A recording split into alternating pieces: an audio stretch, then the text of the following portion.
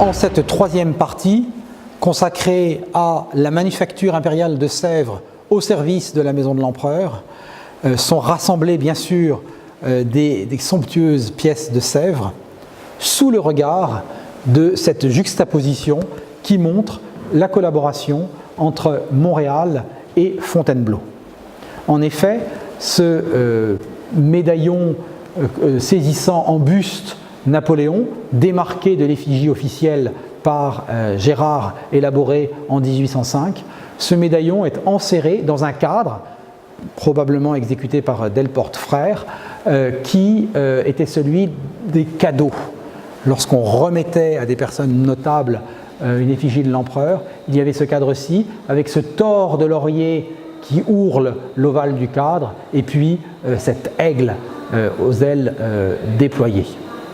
Ceci est un don de Ben Weider, un collectionneur canadien qui a offert sa collection au Musée des Beaux-Arts de Montréal et qui est à l'origine d'une galerie napoléonienne. Il est rapproché d'un fragment archéologique, en quelque sorte, qui est le dosseret du fronton du lit aux Tuileries de Napoléon. Lit sommé de deux aigles unis par une guirlande de laurier, évidemment ôté en 1814, lorsque Louis XVIII succède à Napoléon Ier aux Tuileries, et puis depuis lors, bien longtemps remisé en réserve, exhumé ici avec toute cette force rendue par son histoire de dosseret des Tuileries, et appelé à jouer un grand rôle dans la reconfiguration future du musée Napoléon Ier. Le rôle de la manufacture de Sèvres est multiple. Fournir évidemment une vaisselle luxueuse pour la table impériale, fournir des vases d'ornement pour les palais impériaux, mais aussi façonner des somptueuses pièces que l'on puisse offrir soit lors d'échanges diplomatiques, soit lors des étrennes, soit lors de cérémonies dynastiques. Et ici, c'est le cas du mariage de Bade, célébré entre une nièce de Joséphine, née Beauharnais, et le prince héritier de Bade, devenu grand-duc par la grâce de Napoléon. Sont ici tout à fait exceptionnellement rassemblées des pièces qui sont soit dans des collections américaines, soit dans une collection européenne à l'étranger, soit au château de Fontainebleau, au musée Napoléon Ier. Le jeune couple marié, prince héritier de Bade, reçoit un service de plus de 300 pièces, dont 3 à titre d'échantillon sont ici montrées, une corbeille à fruits, une glacière, et on pouvait mettre de la glace et dans le fond et dans ce couvercle creux, et bien sûr une assiette. C'est le service des plantes de la Malmaison, très cher à Joséphine, férue de botanique, qu'elle offre à une sienne parente.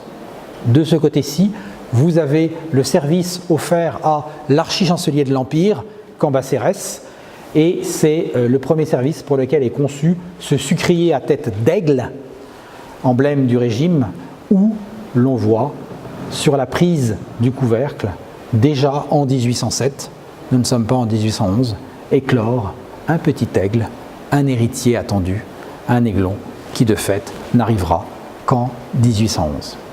Au-dessus, une assiette des fables de La Fontaine, la fable peu connue du renard et du buste, renard qui se méfie de cette grande figure blanche qu'il découvre immobile et il finit par s'approcher, il la tapote, ça sonne creux. C'est donc du biscuit façonné par Sèvres et non pas un marbre. Hommage indirect que la manufacture se rend à elle-même. Et puis, enfin, paire de vases extraordinaire et peint par Sauvage, ce buste de Napoléon couronné par la victoire, de Joséphine couronné par Minerve, auquel répondent de l'autre côté Alexandre et Minerve. Ce buste fut offert suite à ce mariage de Bade de 1806 au grand maître des cérémonies qu'était le comte de Ségur, qui avait veillé à la bonne organisation de l'ensemble.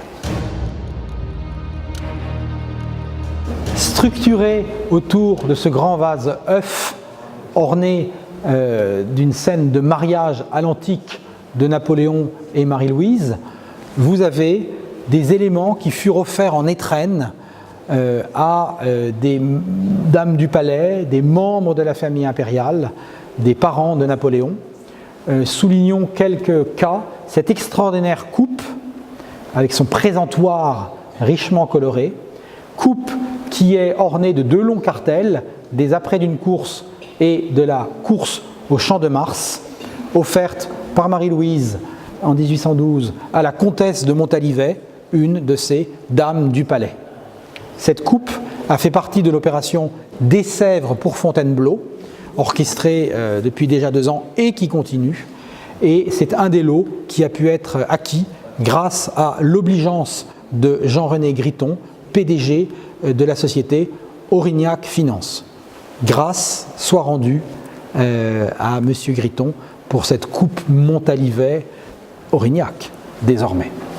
Autre pièce majeure, cet extraordinaire cabaret doté de son plateau, offert à motif de fleurs, offert au cardinal Fesch, tandis que, en pendant, offert dans les mêmes circonstances de Nouvel An, ce cabaret des chasses impériales, offert à la demi-sœur du cardinal Fesch, Madame Mère, née Laetitia Ramolino. De même, cet extraordinaire cabaret, avec ce plateau riche, avec des accords chromatiques très audacieux, de rose tendre et plus foncé, qui joue avec un vert et foncé et un bleu très subtil sur le thème des peines et plaisirs de l'amour, où l'on voit de jeunes filles doucement ligotées par des guirlandes de fleurs soumises au jugement de Cupidon. On voit qu'on est à la fin de l'Empire, aux formes qu'on retrouverait ensuite sous la Restauration, notamment ici. La destinataire de ce présent était rien moins que Augusta Amélie, fille du roi de Bavière et épouse d'Eugène, né Beauharnais, devenu vice-roi d'Italie. Autre occasion dynastique majeure, après ce préliminaire que fut le mariage de Bade en 1806, eh bien sûr, le baptême de l'héritier titré droit de Rome en juin 1811. À cette occasion, des membres de la famille reçoivent de somptueux cadeaux. Jérôme Napoléon, roi de Westphalie, reçoit un vase fuseau au portrait de l'empereur avec ses anses à tête d'aigle. Il reçoit aussi cette paire de vases extraordinaires, démarqués de l'antique, y compris ces 4 coups et têtes de canard d'un vase apulien, ornés de 2 scènes, le départ à la guerre, le jeune homme armé s'en va, quitte mère et fiancée, et revient, retrouve mère et fiancée à laquelle il est uni. Évidemment, ça tient à la fois de la figure antique et de la douceur quelque peu mièvre de la scène de genre, loin des réalités de la conscription, des troupes englouties en Russie et dans la campagne de Saxe. De ces pièces offertes à Jérôme sont rapprochés ces vases formant paire, offertes, là encore à l'occasion du baptême du roi de Rome, baptême auquel officia le grand aumônier qu'était le cardinal Fesch, offert au cardinal Fesch. Cette insistance sur les figures d'empereurs romains, ici César et Trajan, sera reprise dans le redéploiement futur du grand musée Napoléon Ier, qui sera scandé selon un propos reprenant des épithètes d'alors. Napoléon en nouveau César, le créateur de la Grande Armée. Napoléon en nouvel Auguste, le créateur du Grand Empire. Napoléon en nouveau Charlemagne, le référentiel médiéval est englobé, dominant l'Italie du Nord. Napoléon en nouveau Trajan, vous avez ici Trajan, dominant la Germanie en tant que protecteur de la Confédération du Rhin. Napoléon en nouveau Constantin, la paix de l'Église, le Concordat, et puis la reprise de la lutte du sacerdoce et de l'Empire. Enfin, Napoléon en nouveau Prométhée, l'héritage des Lumières, l'armature intellectuelle du pays, la formation dans les lycées, l'enseignement des mathématiques, la maîtrise du territoire par la cartographie, la transformation du monde par la chimie et couronnant l'ensemble des bustes de membres de l'Institut national de France, protégés bien sûr par l'empereur qui en était membre. Voici une pièce exceptionnelle prêtée par un des partenaires de l'exposition, le Nelson Atkins Museum de Kansas City. C'est une pendule en forme de colonne qui fut offerte à la maréchale Ney en 1814, les dernières étrennes impériales. C'est le cadeau de Sèvres le plus somptueux jamais offert. Vous avez une base avec ce fond beau bleu superbe repris de motifs à l'or, évidemment la pendule livrée par le Pôte, et puis ce fût d'une colonne avec les heures du jour, les mois évoqués par les signes du zodiaque, et au-dessus, à l'origine, était un Apollon de biscuit. Cette œuvre extrêmement fragile est très exceptionnellement prêtée. Elle a voyagé démontée. Vous imaginez bien sûr qu'il y a un grand goujon central qui permet d'unir les pièces, le tout dans une caisse avec des cloisons soigneusement aménagées. Elle est parvenue intacte, elle repartira intacte. C'est une pièce fondante de l'exposition. Enfin, figure l'effigie de l'impératrice de plusieurs façons, toutes fabriquées à Sèvres, en biscuit, peinte sur une tasse, ou bien un médaillon de porcelaine pris dans un verre églomisé et richement encadré. Cela souligne le concours des bonnes volontés qui ont contribué à cette exposition.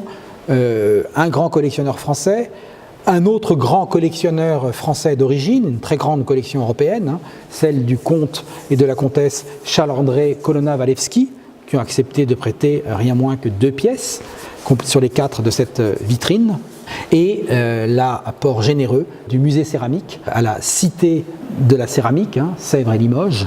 Remercions Christine Germain-Donat de son obligeance qui a prêté cette extraordinaire tasse où, de part et d'autre d'un médaillon où est peinte l'impératrice démarquée du portrait officiel par Gérard, vous avez traité alors lyre et cithare, instruments de musique qui jouent avec les attributs qui figurent sur la tasse. Donc quand on soulève la tasse, il y a cet effet extraordinaire. Autre pièce exceptionnelle, c'est cette tasse et sa soucoupe dans sa boîte d'origine, c'est rarissime, et ses coussinets de protection d'origine. Merci à Bruno Ledoux. Cette exposition n'aurait pu voir le jour sans le concours de bonne volonté et singulièrement la participation décisive du Mobilier national. Remercions ici Hervé Lemoine, qui en est l'administrateur, et Thierry Sarment, qui en est le directeur du patrimoine et des collections. Cette pièce est une véritable redécouverte. C'est le paravent à 6 feuilles que l'empereur avait sous les yeux en son grand cabinet au Palais impérial des Tuileries.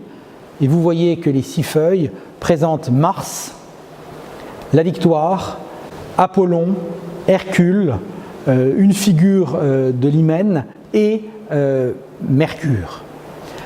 La partie haute, à l'origine, présentait des emblèmes impériaux.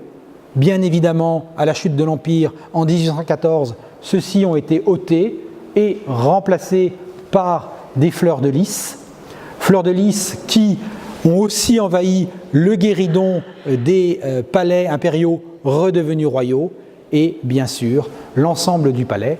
L'astuce finale de l'exposition étant de camper les Bourbons de retour dans leurs meubles, se réinstallant aux Tuileries.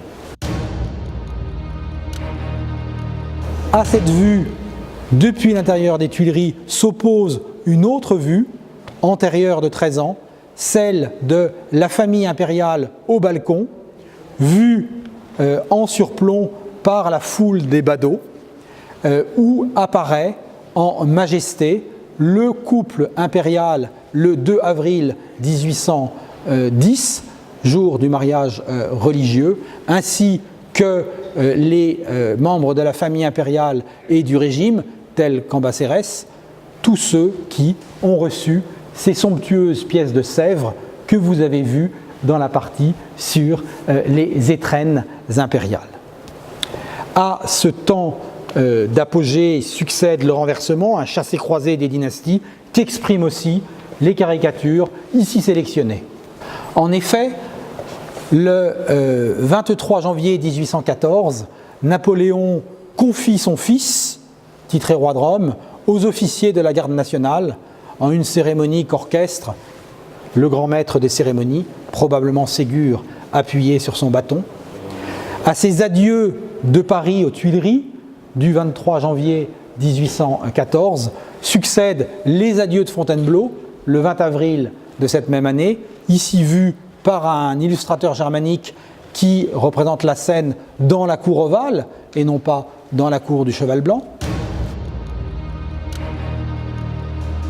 En pendant à ces adieux narratifs est évoquée la chute qui permet la floraison de caricatures. Et ici, vous avez ce même Napoléon qui s'entoure d'une maison de l'empereur dans le but de s'isoler, ici offert à la dérision du lecteur, prenant des leçons de majesté de Talma, grand acteur néoclassique. Napoléon tenant ridiculement un bâton renvoyant à son sceptre démesuré. La caricature paraît en 1814, nul ne s'y serait risqué au printemps 1804. Et l'année suivante, en 1815, vous avez démarqué de la fresque du Jugement dernier peinte par Michel-Ange à la chapelle Sixtine, vous avez ce Caron débarquant sans ménagement de sa barque sur la rive infernale, tout le personnel hérité de la Révolution, bonnet phrygien rouge, auquel on associe Fesch, ex-grand aumônier, grand officier civil de la maison de l'empereur, avec son chapeau à glands rouges de la même couleur que les bonnets phrygiens. Et puis bien sûr David, premier peintre de Sa Majesté, Napoléon lui-même, son frère Joseph, Murat, Madame Mère, Pauline, les seins nus, et perdu dans la queue d'un serpent entortillé autour de Cambacérès, vous voyez un visage. Ce visage, c'est Bertrand, grand maréchal du palais, qui, fidèlement, suit et à l'île d'Elbe en 1814 et pour une destination inconnue, Sainte-Hélène in fine, Napoléon. Vous voyez cette espèce de queue de maison de l'empereur enroulée dans la queue du serpent qui étreint Cambacérès. Tout est vanité, ce pouvoir est tombé et Napoléon, déchu de son titre que ne reconnaissent plus les Anglais, Hudson Lowe, son geôlier, l'appelle le général Buonaparte, essaie en une ultime résistance symbolique de maintenir cette fiction d'une maison impériale autour de lui, et il mourra entouré d'un dernier carré. Cette maison s'évanouit à sa mort le 5 mai 1821.